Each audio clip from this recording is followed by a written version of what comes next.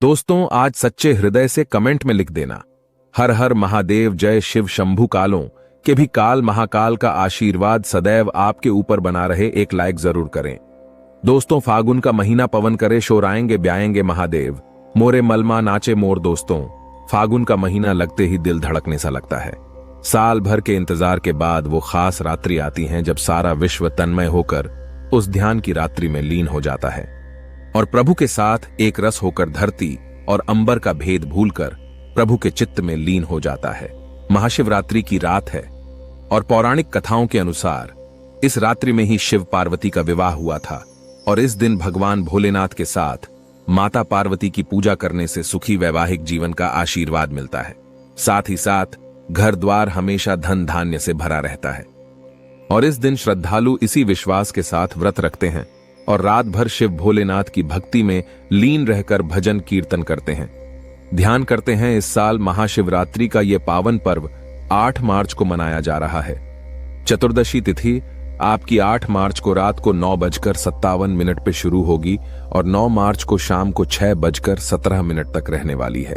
मार्च को ही महाशिवरात्रि मनाई जाएगी क्योंकि रात काम भान रखते हैं और महाशिवरात्रि पूजा का मुहूर्त जो निश्चित काल का मुहूर्त माना जाता है, विशेष रूप से तो वो रात्रि को 12:07 से 12:56 तक है।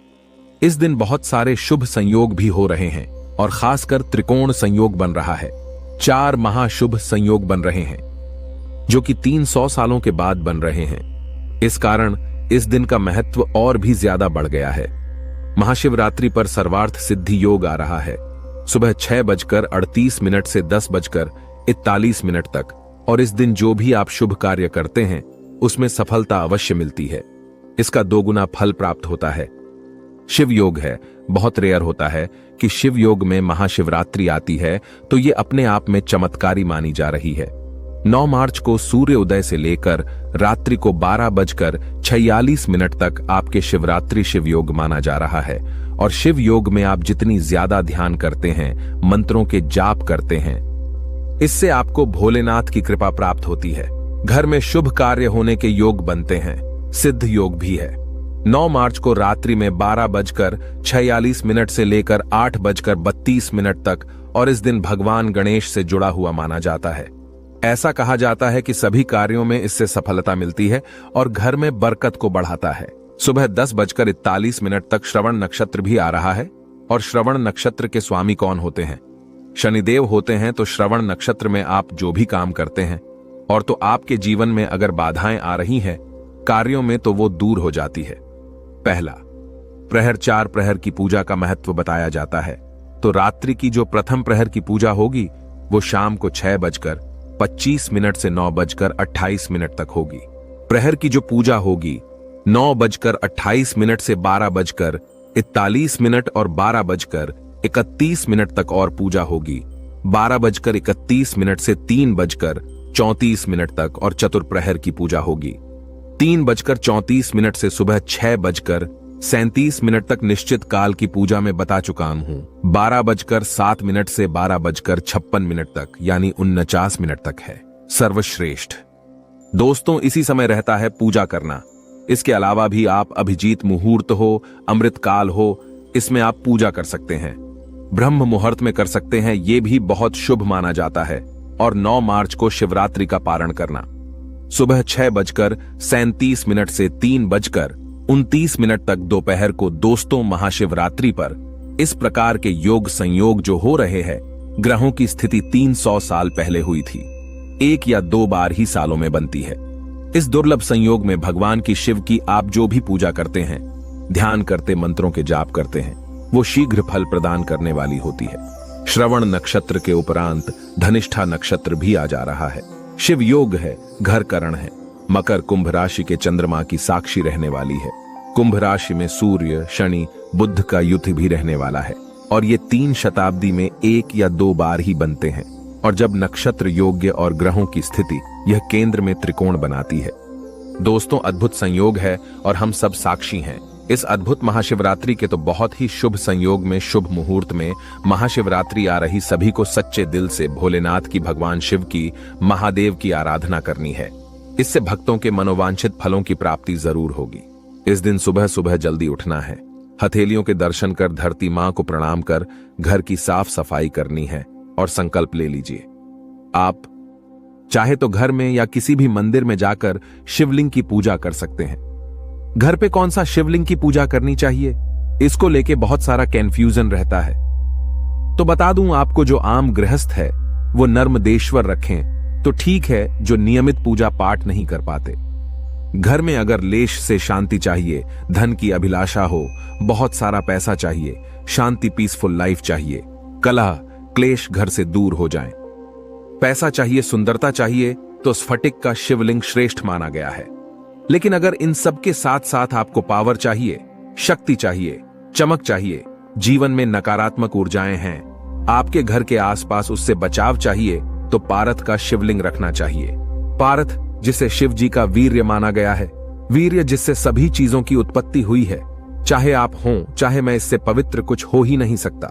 इसमें शिव तत्व होते हैं, इसलिए साक्षात शिव जी का प्रतीक माना गया है। और अगर आप इस पारत शिवलिंग को अपने घर में रखकर इसकी पूजा करते हैं, आपका घर सदा नवग्रहों के अनिष्ट प्रभाव से दूर रहता है।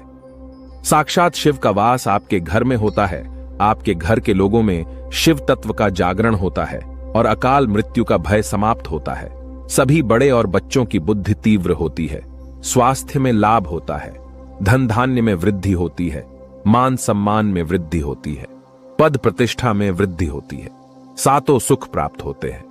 12 ज्योतिर्लिंगों की पूजा का फल सिर्फ एक भारत के शिवलिंग की पूजा से प्राप्त हो जाता है। रावण भी कहते हैं कि पारित शिवलिंग की पूजा किया करता था और इससे घर में लक्ष्मी, कुबेर, सरस्वती और महादेव चारों का एक ही जगह वास हो जाता है। कहते हैं जिस घर में भी पारत शिवलिंग की पूजा की जाती है, उस घर की रक्षा स्वयं महाकाल और महाकाली करते हैं। लेकिन ध्यान रखना है, किसी का भी दिया हुआ पारत शिवलिंग की पूजा आपको नहीं करना चाहिए, या यही कहीं से उठा करके।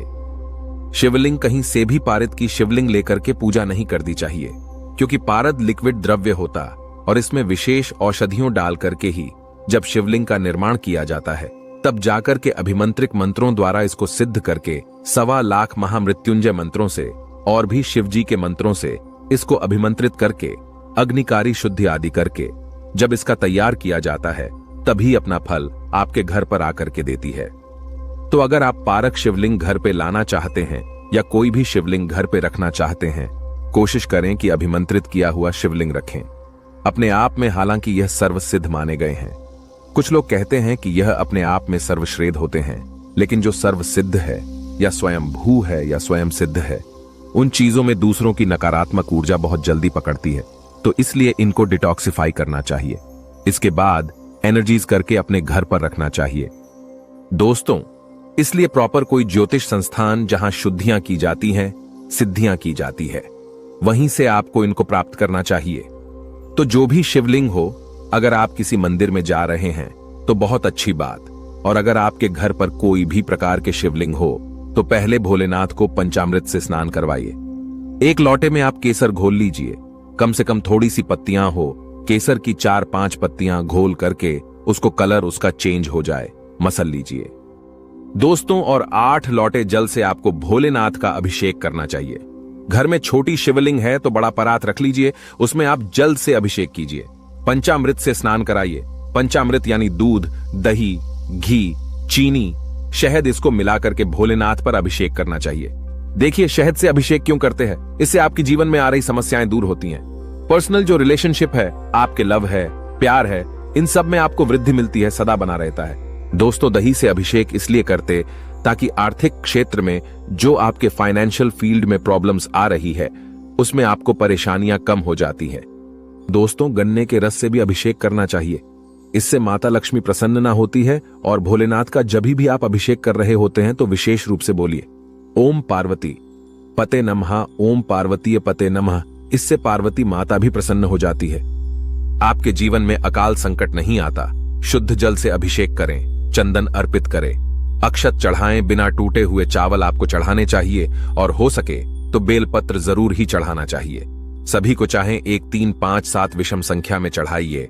108 बिलपत्र पर राम राम लिख करके, ओम नम शिवाय, सिर्फ ओम लिख करके, आश्रम लिख करके चढ़ाने से यह अपने आप में चमत्कारी होता है। भोले बाबा का श्रृंगार करें। जब भील पत्र चढ़ा रहे हो तो ध्यान रखें बिलपत्र का जो चिकना भाग है वो आपको शिवलिंग पर अर्पित करना चाहिए और कटे फटे ना हो। बेलपत्र, इस बात का ध्यान रखिए। और अगर नहीं मिलते आपको बिलपत्र लेट, सपोज आप फॉरेन कंट्रीज में रहते हैं या ऐसी जगह रहते हैं जहां बिलपत्र का साधन नहीं है, तो चांदी का बिलपत्र बनवा करके अभिमंत्रित करके रखिए। उसे शिवजी के भोलेनाथ के मंत्रों से 1.25 लाख मंत्रों से उसको अभिमंत्रित करा लीजिए।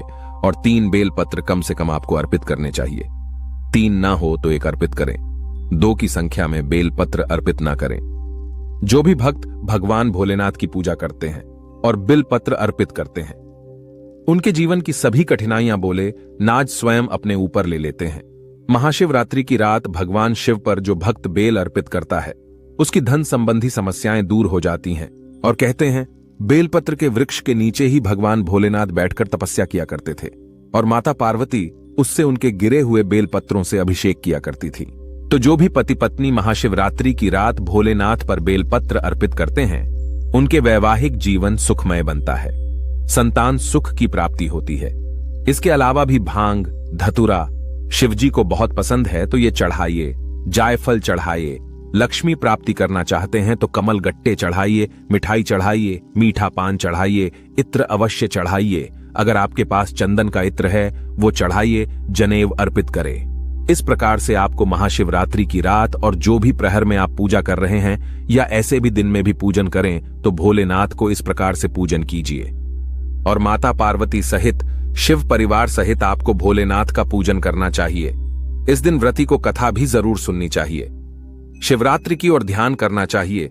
मंत्रों का जप करें। विशेष रूप से रुद्राक्ष कहने की जरूरत ही नहीं है।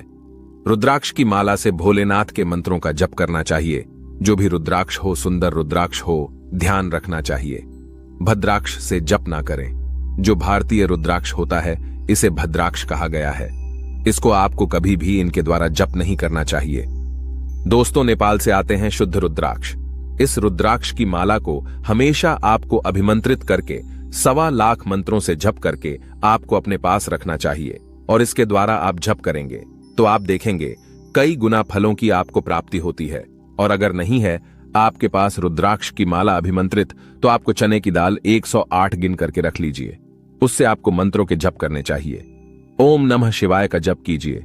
ओम तत्व पुरुषाय विद्महि महादेवाय धीमहि तन्नो रुद्र प्रचोदया। ओम त्र्यंबकमय झामहे सुगंधिम पुष्टिवर्धनम। उर्वा रूप में वंदनान मृत्युओ मुक्ष्याम अमृतात्। कोई भी मंत्र ले लीजिए, उससे आप जप कीजिए।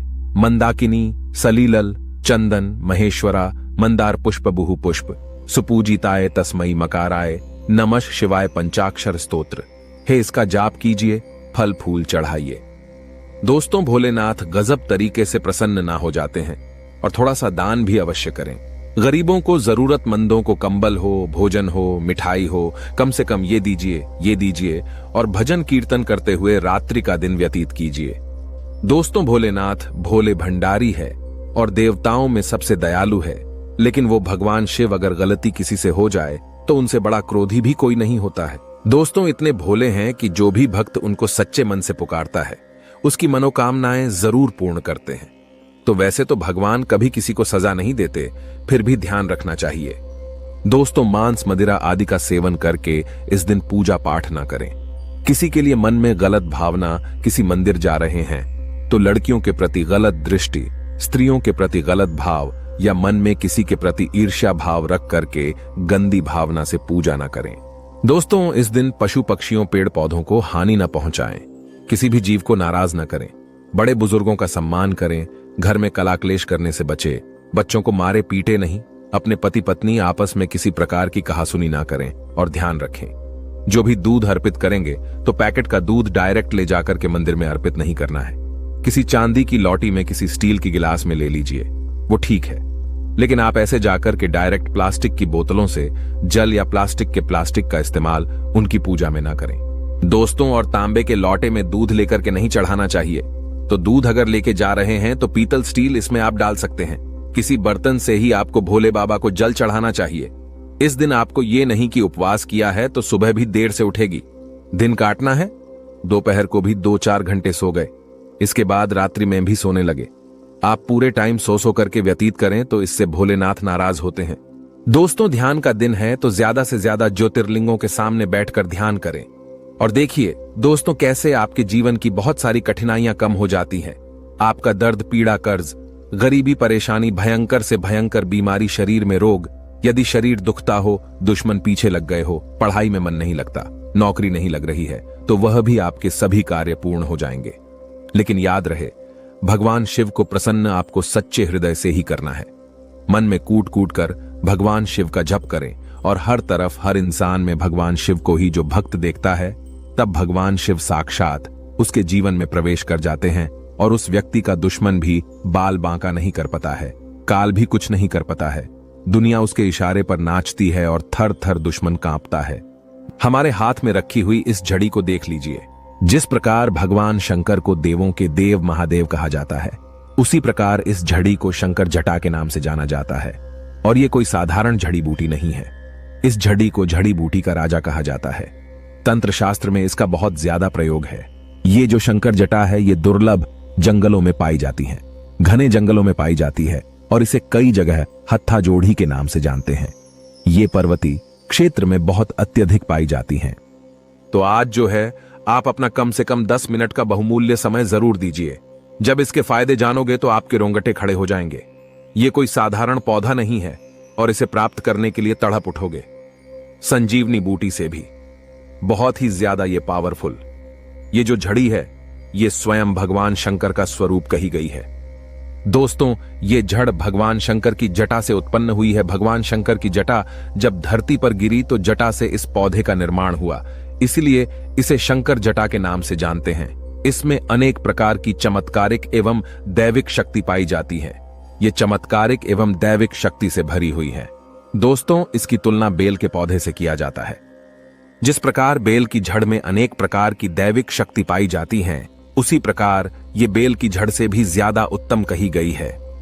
इसके अंदर में अनेक प्रकार के चमत्कारिक एवं दिव्य शक्तियां पाई गई हैं।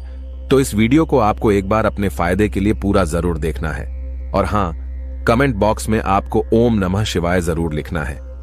दोस्तों, चलिए मैं आप लोगों को बारी बारी से इसका कोई चमत्कारिक एवं दिव्य प्रयोग को बता दूं। और अगर आपके मन में कोई डाउट है तो कमेंट बॉक्स में बिल्कुल ही पूछे, आपकी मदद की जाएगी। अगर आप इस वीडियो को आज छोड़ करके जाएंगे तो सारी जिंदगी आपको पछताना पड़ेगा, क्योंकि इसके माध्यम से आप जमीन में गढ़े हुए धन को, अनेक प्रकार की सिद्धि को प्राप्त कर सकते हैं। दोस्तों, सरसों के तेल में अगर इसे पका करके आयुर्वेद की दृष्टि से देखा जाए तो हमने बहुत सारे आदिवासी लोगों से बात की। बहुत से लोग लकवा की बीमारी ठीक करने के लिए इसका प्रयोग आज भी करते हैं।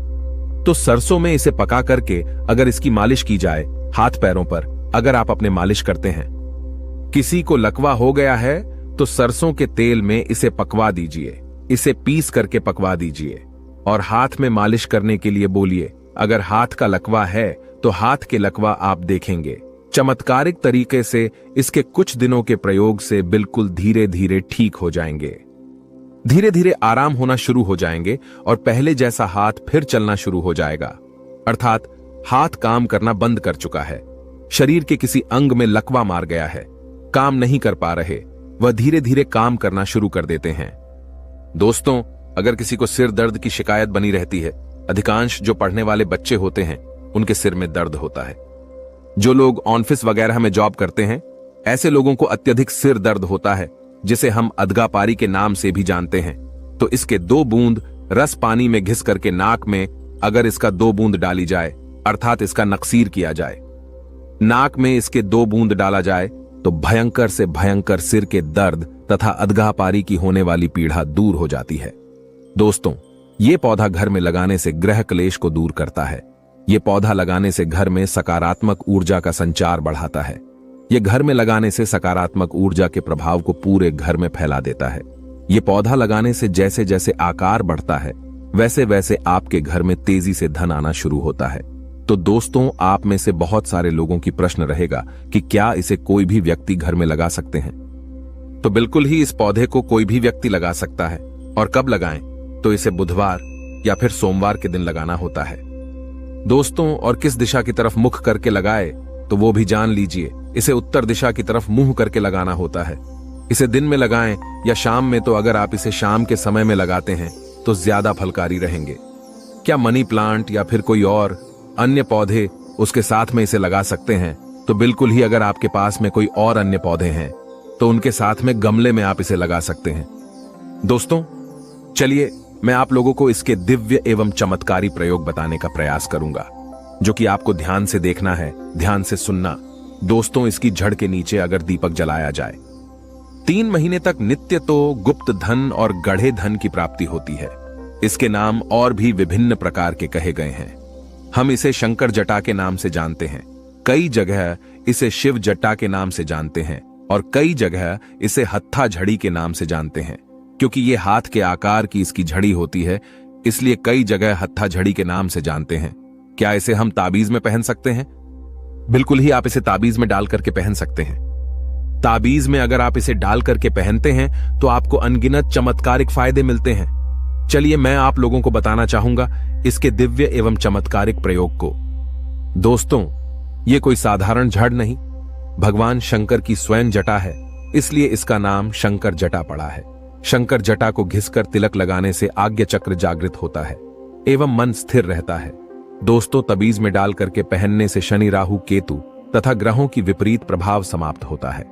अगर आपके जीवन में कोई ग्रह आपको बहुत परेशान कर रहा है, लेकिन आपको समझ में नहीं आ रहा है कि आपकी जीवन में जो परेशानी आ रही है, जीवन में आपके जो तकलीफ आ रही है, जीवन में आपके जो कष्ट आ रहे हैं, उस कष्ट को आप पहचान नहीं पा रहे हैं, तो इसके जड़ को कोई सा भी ताबीज में डाल करके पहनिए।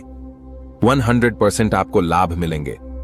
दोस्तों ग्रहों के कारण आपके जीवन में जो उतार चढ़ाव आ रहे हैं, आपके जीवन में जो पीड़ा है, राहु केतु के कारण आपकी प्रगति रुक चुकी है, वह प्रगति फिर से घोड़े की रफ्तार से दौड़ेगी। दोस्तों और हां, आपकी जीवन में जो कष्ट अभी चल रहा है, इसके पहनने के बाद आप देखना वो कष्ट दूर हो जाएंगे। ये जड़ पूजा रूम में अगर आप रखते हैं, बहुत से लोग अपने घर में पूजा रूम बना करके रखते हैं, या फिर आपके घर में मंदिर है तो बहुत ही सुंदर है। अगर आप इसे अपने पूजा रूम में रखते हैं या घर के मंदिर कक्ष में रखते हैं तो ये लक्ष्मी को बांधने का काम करती है। चाह करके भी लक्ष्मी आपके घर का त्याग नहीं कर सकती। दोस्तों आपके घर में स्थायी लक्ष्मी की प्राप्ति होगी, अर्थात आपके घर में लक्ष्मी स्थायी रूप से बंध जाएंगी। दोस्तों कहा जाता है कि शंकर जटा को सरसों के तेल में पका करके हाथ में मलने से हाथ के दर्द एवं लकवा जैसी भयानक बीमारी भी ठीक हो जाती है। इसके जड़ को घिस करके नित्य 6 महीने तक तिलक करने से वाक सिद्धि की प्राप्ति होती है। ध्यान से सुनिएगा, 6 महीने तक इसका तिलक करने से वाक सिद्धि की प्राप्ति होती है और तंत्र शास्त्र में इसके बारे में स्पष्ट लिखा है। दोस्तों तंत्र शास्त्र में कहा जाता है कि इसे नेत्रों पर लगाने से जमीन में दबा हुआ धन दिखता है। बिल्कुल ही, अगर आप अपनी जमीन में, घर के आसपास में जमीन में दबे हुए धन को देखना चाहते हैं तो इसके जड़ को घिस करके आप जो है जमीन में दबे धन के स्थान पे जाइए। आपको जहां पे शंका हो वहां पे जाइए, बिल्कुल ही जमीन में दबा हुआ धन दिखता है। पर यह प्रयोग आपको केवल गुरु या फिर रवि पुष्य नक्षत्र में करना होता है, तभी सफलकारी होता है और सूर्य उदय होते ही इसका प्रयोग करना होता है। दोस्तों इसका नित्य 4 मास तक तिलक लगाए तो जमीन में दबा धन देखने की सिद्धि आ जाती है। दोस्तों जो लोग चाहते हैं कि उन्हें जमीन में देखने की सिद्धि प्राप्त हो जाए, चाहे किसी भी स्थान की जमीन में दबे हुए धन को अपनी बिल्कुल ही नग्न आंखों से देख लें, तो ऐसे व्यक्ति 4 महीने तक इसका तिलक लगाए, जमीन में दबा हुआ धन देखने की सिद्धि आ जाएगी। यह भी कहा जाता है कि नित्य 4 महीने तक अगर इसका अपने मस्तक पर तिलक करेंगे तो 7 पाताल के अंदर जमीन में दबे धन आप अपनी नग्न आंखों से इसके माध्यम से देख पाएंगे। दोस्तों ये भी कहा जाता है कि इसके 1 वर्ष के तिलक से दूर दृष्टिगोचर की सिद्धि प्राप्त हो जाती है। दूर दृष्टि का मतलब होता है कि आप दूर की चीजों को अपनी आंखों से देख पाएंगे, अर्थात आप अपने नेत्रों को बंद करेंगे, ध्यान के माध्यम से दूर की वस्तु को बहुत ही आसानी से देख पाएंगे। दोस्तों इसलिए प्राचीन समय के सिद्ध लोग इसका बहुत उपयोग करते थे। हमने ये शंकर जटा बढ़ी मुश्किल से जंगलों के आदिवासियों से प्राप्त किया है, जो 100% शुद्ध है, और हमने इसे अपने गुरुजनों के माध्यम से शिव मंत्रों से सिद्ध करा करके रखे हैं, ताकि आप इसका जब प्रयोग करें, हमेशा जब आप खरीदें, तो इसका आपको पूर्ण रूप से लाभ प्राप्त हो। दोस्तों आपको मार्केट में और भी बहुत सारे शंकर जटा मिल जाएंगी जो कि डुप्लीकेट होते हैं। दोस्तों आपको ओरिजिनल शंकर जटा ही लेनी है या फिर ओरिजिनल शंकर जटा का ही प्रयोग करना है। आपको 100% इसका लाभ मिलता है। यह भी कहा जाता है कि अगर कोई व्यक्ति शंकर जटा को अपने पास में रखे, अपने पॉकेट में रखें, तो कभी भी ऐसे व्यक्ति की दुर्घटना नहीं होती। आप चाहे तो अगर आप कार चलाते हैं या फिर बाइक चलाते हैं या फिर कोई बड़ा वाहन चलाते हैं, तो हमारे माध्यम से सीधे शंकर जटा को प्राप्त करके आप इसे अपनी कार में रखिए, आप अपने बाइक में रखिए। ये आपको हमेशा दुर्घटना से बचाएंगे। दोस्तों, अगर आपकी कुंडली में मृत्यु कारक योग लिखा है, जिसके कारण आपकी मृत्यु तय है, तो बिल्कुल ही उस मृत्यु को ये टाल देंगे और आपको छोटी मोटी दुर्घटना करके आपके जीवन को बचा लेंगे। क्योंकि दोस्तों, कालों के काल भगवान शंकर महादेव को महाकाल कहा जाता है और ये उन्हीं की जटा है, अर्थात ये रुद्र जटा है, अर्थात ये शंकर जटा है। इसके और भी अनगिनत चमत्कारिक फायदे हैं। ऐसा माना जाता है कि बहुत से लोगों को इस जटा को ताबीज में डाल करके पहनते ही अनेक प्रकार की दैविक सिद्धि की प्राप्ति हो जाती है, अर्थात सपने में बहुत से लोगों को भगवान शंकर जी के दर्शन होने लगते हैं, देवी देवताओं के दर्शन होने लगते हैं तथा बहुत दूर जो मंदिर के घंटे की आवाज है वो सुनाई देने लगती है, शंख की ध्वनि सुनाई देने लगती है। दोस्तों, अलग अलग लोगों में अलग अलग प्रकार की यह बिल्कुल ही अपना चमत्कार दिखाती है। तो दोस्तों, ये थी आज की छोटी सी जानकारी शंकर जटा के बारे में। हर हर महादेव, ओम नमः शिवाय जय, शिव शंभू कमेंट में जरूर लिखें।